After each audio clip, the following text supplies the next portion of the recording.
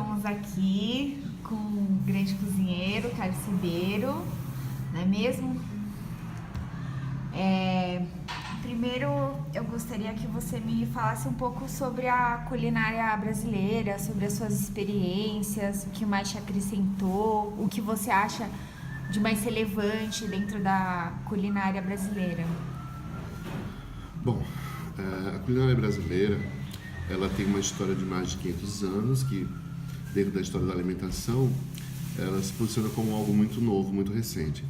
Mas a construção da gastronomia brasileira, ela se dá através dos índios do Brasil, dos portugueses e dos africanos. Então, essas três vertentes, elas trazem uma riqueza muito grande de produtos bem diferenciados e que, quando juntos dentro da cozinha brasileira, todas elas conversam e convergem e traduzem uma cozinha muito boa, no sentido da comida afetiva, no sentido da comida saudável e no sentido da comida de tradição.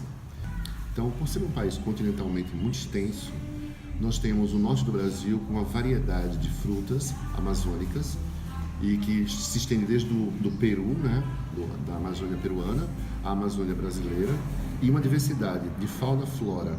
Então, isso faz com que boa parte do povo brasileiro desconheça até alguns ingredientes como o tucupi, o tacacá, o jambu e uma infinidade de frutas dessas regiões.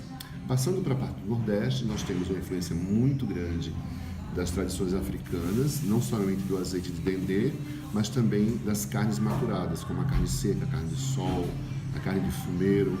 Então, o Brasil, ele recebe dessas duas pilares, que seria a cozinha portuguesa e a cozinha africana, juntamente com a cozinha indígena, que daí vemos a parte da mandioca, da caça, né? Porque o leite de coco e o dendê, eles vieram depois, muito depois do descobrimento, porque apesar dos coqueirais serem quase que uma planta nativa do Brasil, existe uma série de outras plantas que nascem no Brasil, flores e frutos que nascem no Brasil, como a manga e o coco, que não são originários, não são brasileiros.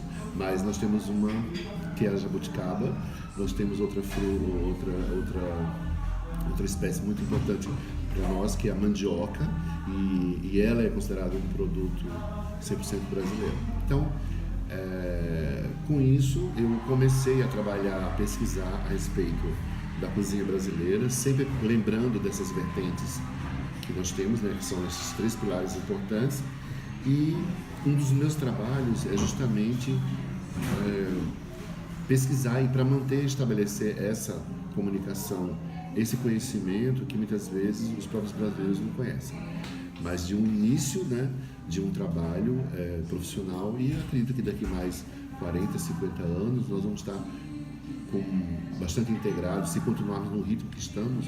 A cozinha brasileira hoje ela tem, digamos assim, um acesso muito grande, né, principalmente por causa das tecnologias, fazem com que as pessoas tenham acesso às comidas, aos vídeos, a toda essa gama de informações que é feita através da comunicação hoje, através das redes sociais e um leque infinito de trabalhos que podem ser feitos. E dentro desses três pilares, na culinária paulistana, você acha que ela sofreu mais influência de qual deles? No Brasil, em São Paulo especificamente, nós temos algumas etnias que chegaram por uma ordem, eu não sei se eu vou falar cronologicamente correto, mas temos no Brasil os italianos, os espanhóis, depois os árabes, os japoneses, juntamente com os coreanos e chineses, chegaram bem depois. Por exemplo, a colônia japonesa, estamos há 110 anos e os coreanos devem estar 50, 55. Então, são os mais novos que nós temos no patamar. Mas, assim, na Paulistana a gente tem muita essa influência da chegada dos italianos. Eles marcaram muito mais do que outras colônias aqui na cidade de São Paulo. Eu acho que, vendo assim pelo dia a dia, a gente pode falar da Itália e depois do Japão, que estão mais presentes na cidade de São Paulo. Está mais visível, né? Assim, você bate o olho, você vê um japonês, você bate o olho, você vê uma quantidade de pessoas da colônia italiana. Legal. E em relação aos pratos paulistanos, você acha que, olhando de uma maneira geral, de uma visão geral, que eles têm algum aspecto similar entre eles? O tempero ou o modo como a gente dispõe os componentes de um prato? Você acha que eles têm alguma característica que são similar? Bom, o que pode acontecer justamente é nessa junção de algumas culturas, como por exemplo, eu acredito que essa comida começa a chegar muito próxima, e não é nem a se confundir, é a se fundir com um pouco da cozinha mineira com a italiana, porque temos a polenta, que chama angu, o frango frito italiano, que também é o frango do mineiro com quiabo. Qual que é o aspecto dela na culinária paulistana, na comida vietnamita? Isso. Olha, eu acredito que o aspecto dela é justamente porque nós temos também alguns indianos, alguns tailandeses, e isso aproximou. No que aproxima, fica muito mais fácil as pessoas entenderem, porque os temperos se aproximam, né? Então, assim, às vezes, quando você não quer usar, você começa a comer por aproximação. Então, assim, a gente não tem uma identidade da cozinha do Vietnã, mas eu acredito que, como já temos uma prática da cozinha da Tailândia no Brasil, e da piscina de São Paulo, as outras coisas que foram vindo e que a pegada dos temperos e das especiarias forem muito mais assim, como eu diria, porque às vezes o que é difícil para as pessoas é experimentar o novo, é isso que eu quis dizer. Sim. E às vezes fica assim, mas até o curry eu conheço, é como se fosse a página 1. Mas você vai passar para umas pimentas, não sei o que, aí a página 2. Aí você fica, mas será que gosto? Vai ter muito coentro. E tem até uma frase desse restaurante vietnamita, chama Bia Hoi. Ele diz assim, que se você pedir para tirar o coentro do prato, cobra mais R$10. E nos costumes árabes, nos costumes africanos, portugueses, que é o caso do Nordeste, a gente teve uma influência muito grande dos árabes, dos africanos, dos portugueses, que comem muito coentro. Então, isso juntou, né, dentro da gastronomia e faz com que cada povo se identifique com aquilo que realmente come dentro da sua origem e ancestralidade.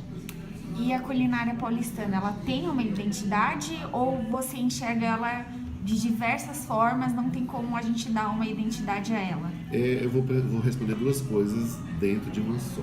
Na verdade, a partir do momento em que ela se apropria de diversos modos de fazer, agora eu tenho pensado muito no modo de fazer como um estudo, o modo de fazer faz com que aquilo se transforme. Então, existe um domínio, uma apropriação de ingredientes que são universais, né, que são abertos e que você pode estar usando. Então, assim, a gente vê muito a cozinha paulistana como uma cozinha caipira, né? E essa é uma identidade. Por quê? Porque os imigrantes foram de São Paulo adentro. Então, por exemplo, você vai em São José do Rio Pardo, você vai em São José dos Campos, essas cidades um pouco, até próximas de São Paulo, você vê que tem uma identidade muito grande da cultura da carne de porco, um pouco da mistura de tudo isso que veio de fora e daquilo que foi encontrado. Há 11 anos atrás eu fiz uma pesquisa sobre a culinária japonesa no Brasil. Eu tive a oportunidade de viajar para o Japão, conhecer algumas cozinhas das 47 províncias, e eu escrevi um livro na volta dessa minha viagem, que é o Culinária Japonesa para Brasileiros. Na verdade, eu não estou ensinando ninguém a cozinhar. Depois, viajando pelo Brasil, visitando as colônias brasileiras, as colônias japonesas no Brasil, eu identifiquei que ao longo dos 100 anos, pelas entrevistas que eu fiz, as pessoas chegavam aqui e elas adaptavam os ingredientes, especialmente a parte de hortifruti, com aquilo que encontrava. Então, no Belém do Pará você vai encontrar algumas coisas, no Paraná, onde eu fui bastante, na Bahia também. E a gente consegue enxergar que a culinária paulistana, brasileira, ela sofre muitas influências de fora. Mas e olhando para fora, a gente consegue influenciar alguma culinária? Sim, eu já viajei para muitos lugares do mundo para fazer comida brasileira, porque eles tinham muita vontade, eles leem muito, né? Então, assim, eu tenho muitos clientes japoneses, muitos clientes ingleses, indianos, que eles pedem a cozinha brasileira nos eventos que eu fui fora cozinhar. Que o Brasil não só é feijoada, o Brasil tem feijoada, Mas, por exemplo, eu não lembro de ter feito feijoada nenhuma vez fora do Brasil. Muqueca é assim, não dá para concorrer. Muqueca, pirão, arroz, isso aí é o que sempre vai. E o que eles mais gostam, assim, quando você cozinha? Moqueca. Porque é possível fazer fora do Brasil, entendeu? Você não vai ter a panela de barro, mas eles compram e adequam, adaptam, mas, por exemplo, agora mesmo eu estava ali negociando um jantar para franceses, vai ser muqueca, não tem jeito. É chocante o gosto, por causa que a moqueca ela é bem temperada, né? Pro tempero deles, assim, é muito diferente, eles se chocam. Não, na verdade eles apreciam de uma forma que eles querem mais. Por exemplo, tem alguns grupos japoneses que às vezes o jantar e às vezes aula também que eu dou para esses grupos, eles são as mesmas pessoas e querem de novo repetir a mesma receita. Então, na verdade, não é choque. Eu acho que os estrangeiros, de um modo geral, eles são até mais abertos do que nós que nascemos no país. Que fala assim, eu não como dendê, eu não como não sei o quê. Outro dia uma moça me falou ontem, assim, eu não consigo. Não, dendê a pessoa solta, dá dor de barriga. Eu falei, depende. Se tomar 1 litro, né? Você comer, sei lá, meio copo de, sei lá, 200 ml dentro de uma panela que tem 1 quilo de peixe, leite de coco e 2 quilos de camarão, isso vai diluir de igual para igual, né? Então, é tudo uma questão de saber dosar e proporcionar. Ninguém vai tomar 1 litro de dendê no gargalo. E você veio de João Pessoa, certo? Isso. Quando você veio para São Paulo, você sentiu uma diferença muito grande no paladar, no tempero, no tipo da comida, do dia a dia que você come durante a sua rotina e tudo mais? Não, de fato não, eu não senti nada, porque eu vinha muito a São Paulo, eu vinha bastante. Eu chegava a vir 2 vezes por mês aqui a São Paulo, porque eu trabalhava na universidade e eu fazia muita representação da reitoria dos negócios da cidade, da universidade aqui em São Paulo. E você gostava você gosta da culinária paulistana? Sim, eu gosto porque justamente por essa diversidade. A única coisa que foi muito diferente para mim foi o modo de fazer o feijão. Por exemplo, lá a gente gosta do feijão do dia a dia da casa da nossa mãe, assim, com que o feijão cozido com água, sal, a gente bota linguiça, bacon, a gente bota abóbora, quiabo, maxixe, tomate, pimentão, bota tudo isso como a gente chama lá, todas as verduras. E aqui em São Paulo é somente o feijão cozido com alho e sal e nada mais. Então eu acabei nesses outros quase 30 anos que eu moro aqui, quando eu vou para João Pessoa, por exemplo, que é a minha cidade natal, e que eu vou comer assim, eu sinto saudade, mas eu não quero comer mais esse feijão que minha mãe fazia todo dia. Eu fico no esquema de São Paulo, assim, alho e nada mais, e uma folha de louro. E para fechar, 2 perguntas. Pois não. A primeira é, você acha que a culinária, ela dita alguns hábitos, costumes das pessoas em relação à vida, ao cotidiano, à maneira de comer, de se comportar?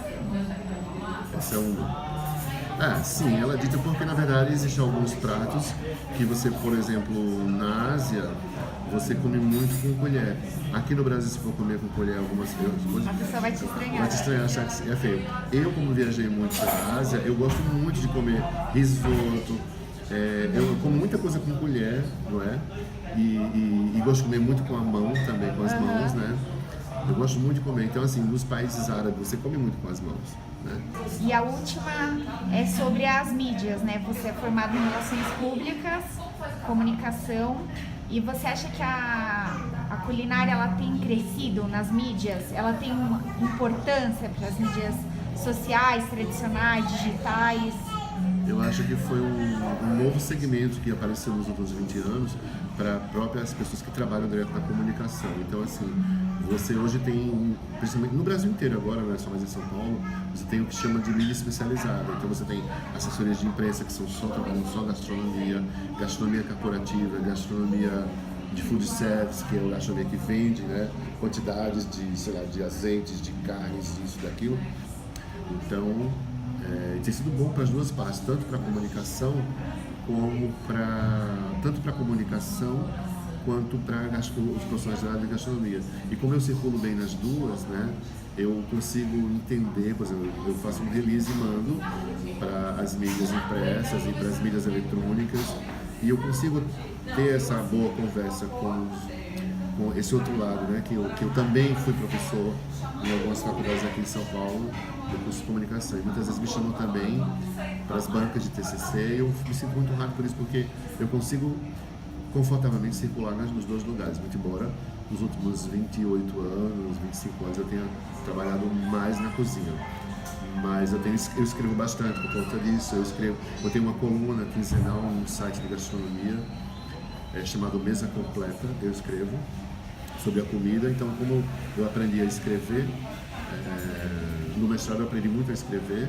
Então eu escrevo com muita facilidade, fora os livros que eu escrevi também sobre gastronomia, misturado com antropologia, que você não pode fugir da história e dos costumes. Então é isso. Muito obrigada. Eu que agradeço.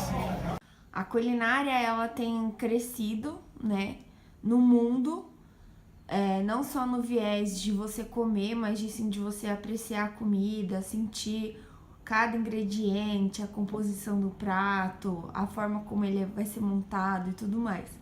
E ela também tem crescido nas mídias sociais. Como você observa isso? Bom, a grande verdade é que o brasileiro descobriu a gastronomia. E já há alguns anos essa corrente vem crescendo muito e por isso a entrada de grandes chefes internacionais também no país. O brasileiro descobriu que a gastronomia aproxima, a gastronomia faz com que as pessoas estejam juntas, não por um momento apenas de comer, mas por um momento de convivência. A gastronomia então tomou uma proporção muito grande. Veja que as grandes mídias sociais e os grandes veículos de mídia, como a Veja, como a Folha, né, e tantos outros veículos, direcionaram cadernos, direcionaram blogs específicos para isso. Então você pega a Veja, tem o Arnaldo Lorenzato, que tem um blog exclusivo escrevendo sobre a gastronomia, dando dicas de restaurantes, eventos, etc. Você pega a Folha, tem o blog Comes e Bebes do Marcelo Katsuki, que escreve não só sobre a gastronomia brasileira, mas sobre esse movimento mundial que acontece.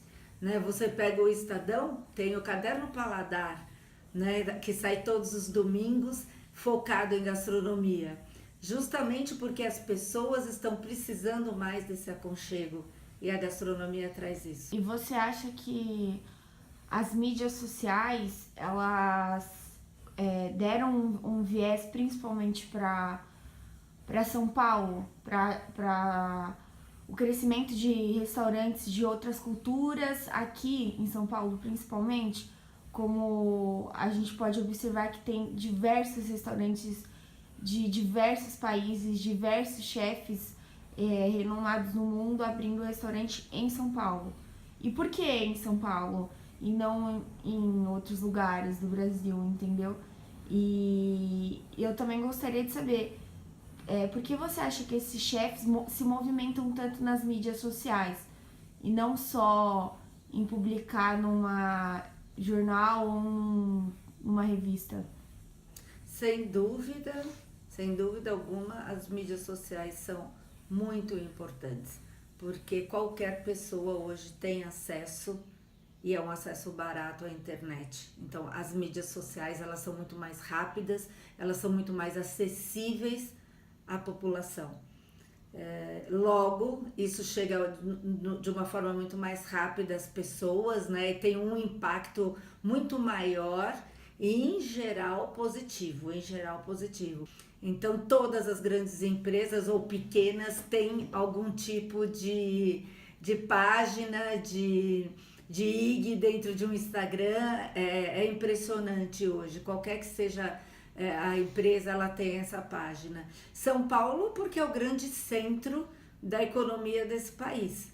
Então, é o grande centro da economia, é o grande centro cultural desse país, né? De miscigenação, de raças, de pessoas, e é a grande cidade que acolhe a todos e que tem o potencial para apreciar a gastronomia mundial.